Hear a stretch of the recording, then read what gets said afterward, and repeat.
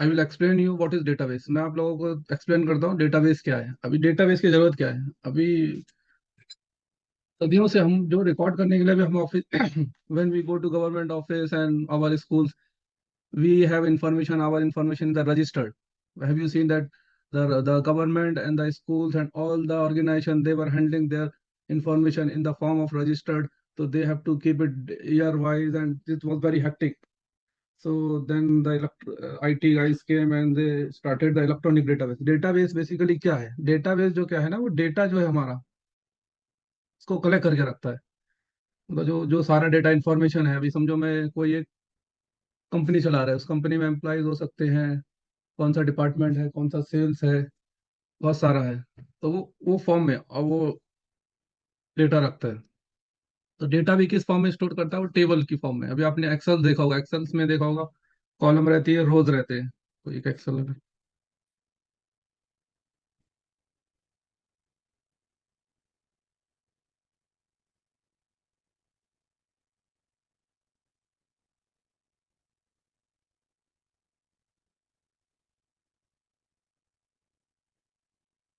ये जो है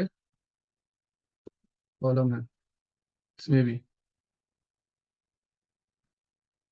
ये क्या हॉरिजॉन्टल, ये रोज है। तो डेटाबेस, जो डेटाबेस भी है वो टेबल के फॉर्म में डेटा स्टोर करता है।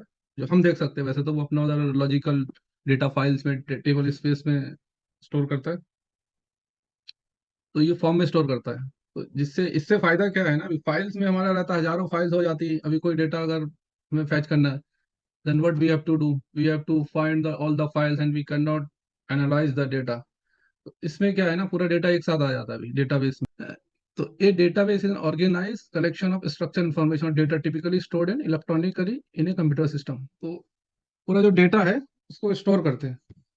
तो डेटाबेस के उसको बोलते हैं डीबीएमएस, डेटाबेस मैनेजमेंट सिस्टम। तो एक सिस्टम है वहाँ पे, अभी बहुत सारी कंपनीज ने अपना अपना बनाया है।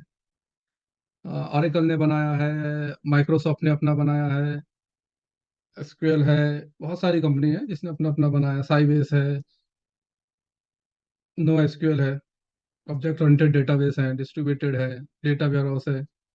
बहुत सारे डिफरेंट टाइप्स ऑफ डेटाबेस। हम क्या करेंगे, relational, we will be reading about the relational database because this is mostly used in every organization. Relational means क्या, these data has relation with each other. If I have five tables or something, if they do not have the relation, so we cannot join them. So therefore the need for the relational database came. Relational database क्या है? वो जो भी हमारा जो data जो है tables के फॉर्म में है, तो वो उसके साथ एक रिलेशन है। मतलब ये कॉलम वो कॉलम, इसके साथ एक रिलेशन है, तो जिसके साथ हम ज्वाइन कर सकते हैं। ये बेसिकली इसमें है।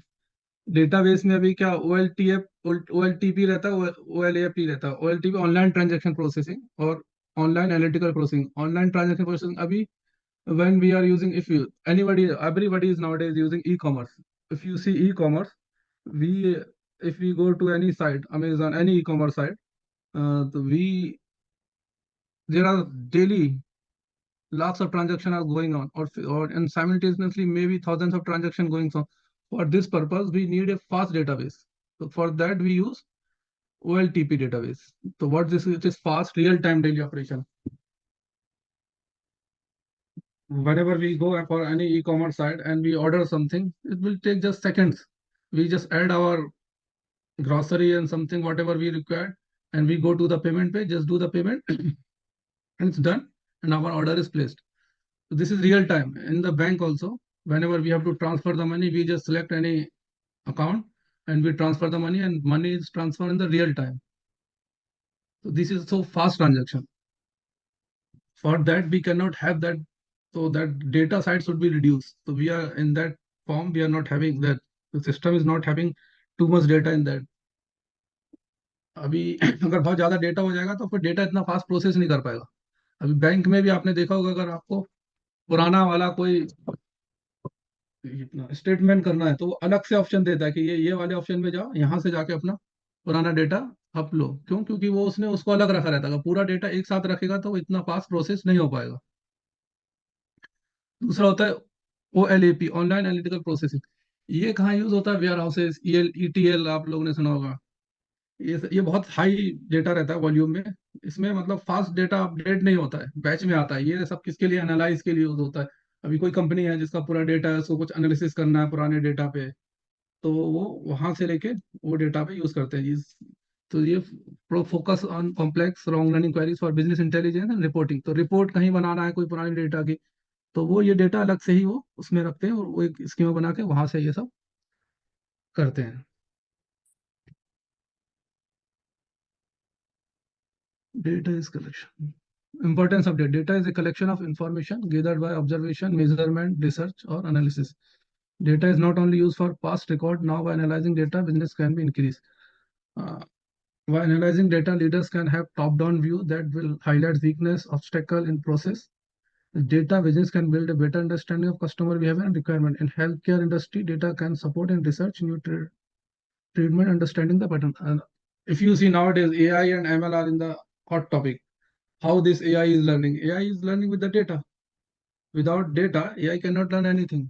It's trained with the older data and now it's behaving like human beings. तो डेटा की इतनी इंपॉर्टेंस है।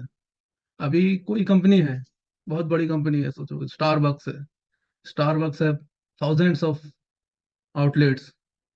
इफ सीईओ, अगर उसका सीईओ को हर किसी का देखना है डेटा, तो पूरा डेटा एक साथ होना चाहिए। और वो सीईओ थोड़ी ना बैठ के एक एक, अगर थाउजेंड्स ऑफ आउटलेट्स है उसका जाकर देखेगा। उसको क्या चाहिए, डेटा हो, उसकी रिपोर्टिंग एक साथ हो, वो एक साथ स्क्रीन पे देखे और देख सके। तो आजकल बहुत सारी है, वो एक डेटा सब जगह पे आज ये OLAP यूज होता है, उसमें OLAP में पूरा डेटा एक जगह पे आ जाएगा।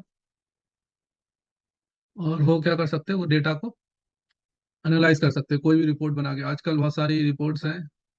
हाँ, मैप फॉर्म में भी बना देते हैं। अभी अभी मेरे फ्रेंड ने उसने बनाया हमारे जो वन ऑफ द बैंक में जिसमें मैं काम करता हूँ, उनका कौन सी जो ब्रांच है ट्रेजरी की, किसका कितना बिजनेस है, वो उनको कुछ उसको डेटा भी देखने के लिए उसने मैप बनाया। मैप में कहाँ का उसको कोऑर्डिनेट को लिंक कर दिया, तो जहां जहां वो बैंक थी वो उसमें सर्कल देखने लगा किसका कितना बिजनेस है। तो वो चेक करके बता सकते हैं कि भाई इसका बिजनेस अच्छा है, इसका काम है, इसको बंद करना है। तो बहुत सारा जो बड़े बिजनेसमैन हैं उनके लिए डेटा बहुत जरूरी है। डेटा एनालाइज करके बहुत कुछ कर सकते हो। सब कंपनियां जो बड़ी हैं वो डेटा ही एनालाइज करती हैं, उसके हिसाब से ही सारा काम करती हैं।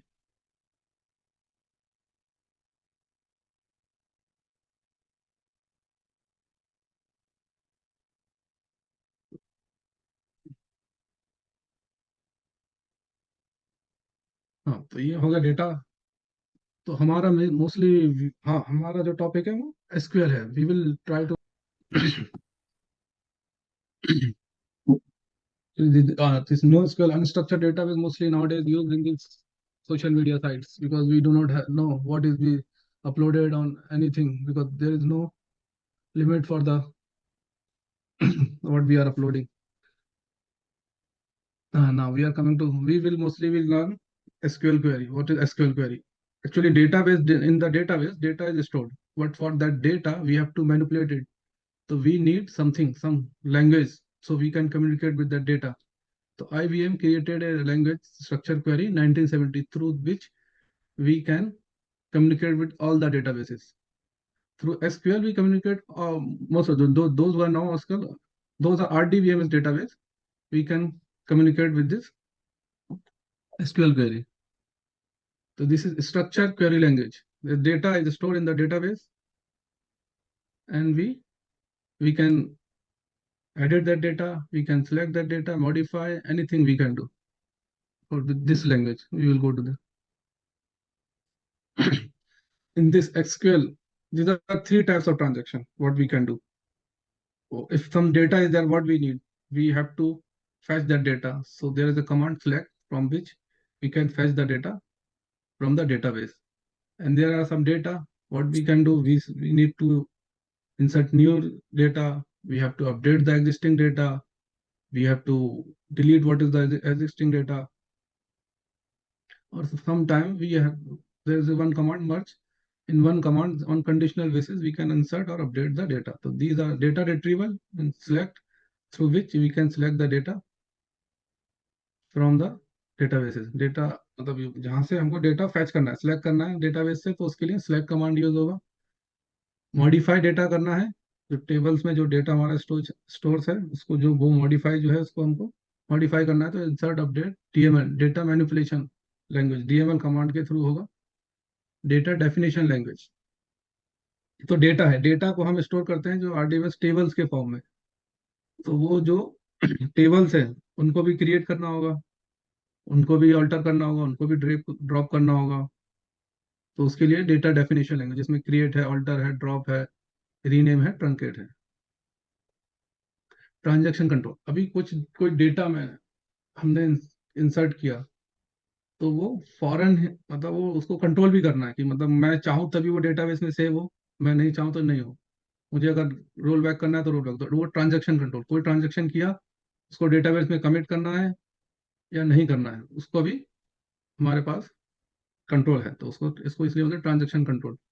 कुछ डेटा हमने किया, वो कमिट किया या रोल बैक करना है, या मैंने बहुत सारा स्टेप किया, 5-6 स्टेप किया है, तो मुझे 2 को कमिट कर देना, बाकी को रोल बैक कर देना।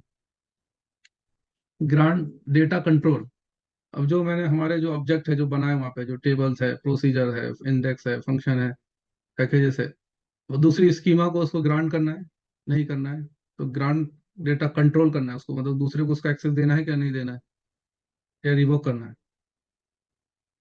तो ये अभी जो है, अभी तो mostly multi tenant database is in the market.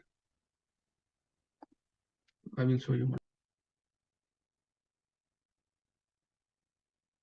अभी क्या मार्केट में मल्टी टेनेंट जो है डेटाबेस आ गया। मल्टी टेनेंट का फायदा क्या, अभी ये सब कुछ क्लाउड पे चला गया है मोस्टली। तो वहाँ क्या, एक कंपनी है, कोई मेरी किसी कंपनी की कोई एप्लीकेशन है, और वो एक एप्लीकेशन यूज करने दे सकता है वहाँ पे बेसिस पे। तो वो क्या करेगा, एक डेटाबेस बनाएगा, वो कंटेनर बेस होता है। अभी समझो, सिंपल मैं एक एग्जांपल देता हूँ, एक बिल्डिंग है, अभी पहले हमारा जो मोस्टली गांव में, अभी जो घर, इंडिविजुअल घर है, इंडिविजुअल घर है, वो आदमी का इंडिविजुअल घर है, उसको सब कुछ मेंटेन करना है, पूरा उसी को देखना है, उसका सिक्योरिटी से लेके सब कुछ।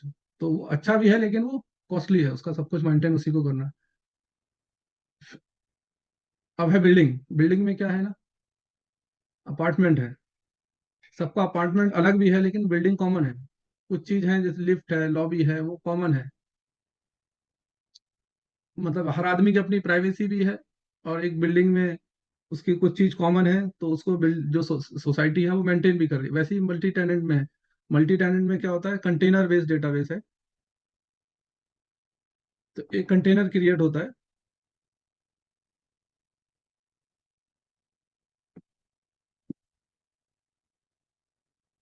तो उसमें बहुत सारे जो डेटाबेस है वो, और प्लगएबल डेटाबेस है, तो प्लग कर सकते हैं। अभी क्या होगा, जितना भी मैंने समझो 10 लोग यूज कर रहे हो, 10 लोगों के लिए अलग अलग एक ये बना दिया, पोर्टेबल डेटाबेस बना दिया। पोर्टेबल क्या होगा, एक दूसरे को देखेगा नहीं, जैसे एक फ्लैट में एक फ्लैट को दूसरे फ्लैट वाले का एक्सेस नहीं है, तो यहाँ पर भी सेम है। अगर मेरी कंपनी है, मैंने 10 लोगों को सेम एप्लीकेशन सेम डेटाबेस से कनेक्ट करने दिया, लेकिन एक दूसरे का डेटा तो नहीं देखना चाहिए। तो that's what multi tenant comes in the building. Similar, one flat owner cannot go to the another flat owner, they have their private spaces. Similar here, every database, every application or user, he will have his own database, so he will not be able to see the other। तो वो application से ये कर सकते हैं simply. अभी अगर, लेकिन क्या है ना, बिल्डिंग में भी लिफ्ट चेंज करना है तो सोसाइटी करेगी, तो यहाँ पे इसको मेंटेन करना इजी है। अगर उनको पैचिंग करना है तो वो जो ओनर है, जो जिसका एप्लीकेशन है, जो डेटाबेस है, वो एक बार पैच कर देगा तो सबके लिए वो सेम पैच हो जाएगा। सिमिलर बिल्डिंग में भी वही होता है, अगर कुछ लिफ्ट लिफ्ट का जो कॉमन करना है तो सबके लिए ही होगा, लॉबी का करना है सबके लिए होगा, लेकिन अंदर मेरे फ्लैट में कुछ करना है तो मेरा पर्सनल होगा। तो सेम यहाँ पर है, कंटेनर प्लगेबल। तो ये कॉस्ट इफेक्टिव है भी, एक ही बना के बिल्डिंग का की जरूरत भी क्यों है, इसीलिए बिल्डिंग भी कॉस्ट इफेक्टिव है। उसके लिए एक अलग से जमीन की जरूरत नहीं, एक ही बिल्डिंग में बहुत सारे टेनेंट एक साथ रह रहे हैं, और घर में हर अलग से जमीन की सब चीज की जरूरत पड़ती है। सिमिलर केस है यहाँ पे, अलग ही वो उधर जाके एक स्पेस में।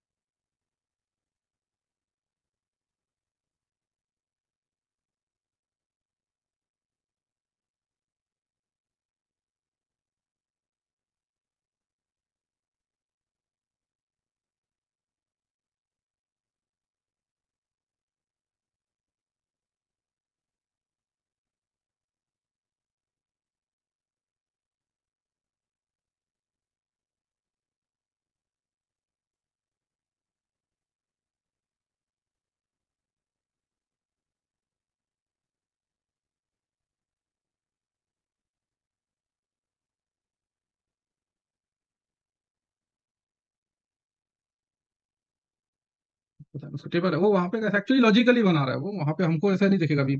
और ये जैसे RAC भी है, रियल टाइम क्रिस्टल, अभी क्या है ना, बहुत सारी PC पे उन्होंने बहुत सारा बना दिया, तो वो इंस्टेंस के थ्रू यूज कर सकता है एक दूसरे के इधर।